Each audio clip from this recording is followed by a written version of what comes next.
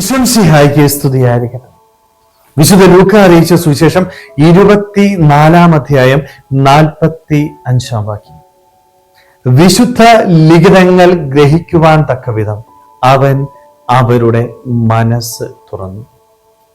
ഈ ലോകം വിട്ട് പിതാവിന്റെ സന്നിധിയിലേക്ക് പോകുന്നതിന് മുൻപ് ശിഷ്യന്മാരുടെ മനസ്സ് തുറക്കുന്ന ഈശോയെ നമ്മൾ കാണുന്നുണ്ട്.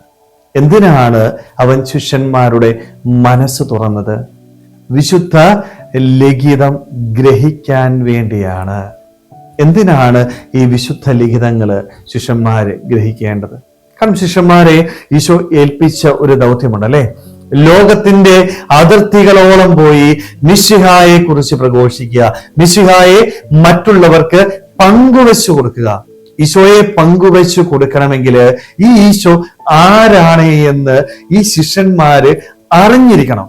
ഈ ശിഷ്യന്മാർക്ക് ഈശോയെ അറിയാനായിട്ടുള്ള വേദി എന്ന് പറയുന്നത് വിശുദ്ധ ഗ്രന്ഥം.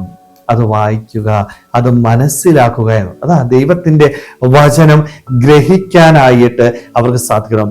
ഈ ഗ്രഹണ ശക്തി അവരുടെ ജീവിതത്തില്ല എങ്കിൽ അവർക്കൊരിക്കലും ദൈവത്തെ മറ്റുള്ളവർക്ക് പങ്കുവെച്ചു കൊടുക്കാനായിട്ട് സാധിക്കത്തില്ല. അവരുടെ ഉത്തരവാദിത്വത്തില് അവർ പരാജയപ്പെട്ടു പോകും. അതുകൊണ്ടാണ് ഈശോ ഈ ലോകം വിട്ടു പോകുന്നതിന് മുൻപ് അവരുടെ മനസ്സ് തുറന്നതേ, നിങ്ങളിത് ഗ്രഹിക്കേ, നിങ്ങളിത് മനസ്സിലാക്കേ, എന്നാൽ മാത്രമേ ഞാൻ നിങ്ങളെ ഏൽപ്പിച്ച ഉത്തരവാദിത്വം നിങ്ങൾക്ക് നിർവഹിക്കാനായിട്ട് സാധിക്കത്തുള്ളൂ. സ്നേഹമുള്ളവരെ, നമ്മുടെയൊക്കെ ജീവിതത്തിലും ഈശോ നമ്മുടെ മനസ്സ് തുറക്കാനായിട്ട് ആഗ്രഹിക്കുന്നുണ്ട്. പക്ഷെ പലപ്പോഴും നമ്മൾ തന്നെ അടക്കും, നമ്മളിതിങ്ങനെ കൊട്ടി അടച്ചു വെച്ചേക്കുക.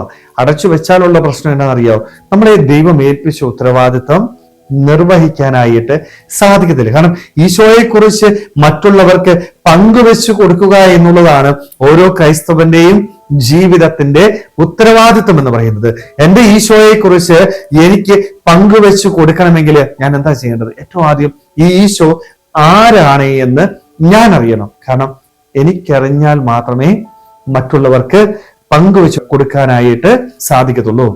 അറിയുന്ന ഒന്നിനെ മാത്രമേ നമുക്ക് പങ്കുവെക്കാനായിട്ട് സാധിക്കത്തുള്ളൂ. സ്നേഹമുള്ളവരെ, അതുകൊണ്ട് നമ്മുടെയും ജീവിതത്തിൽ നമ്മുടെ മനസ്സും ഹൃദയവും തുറക്കാം.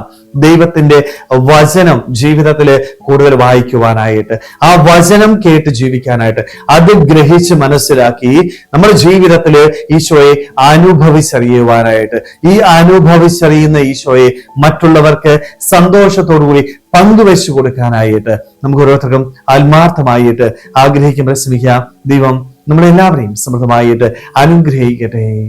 ആമേൻ.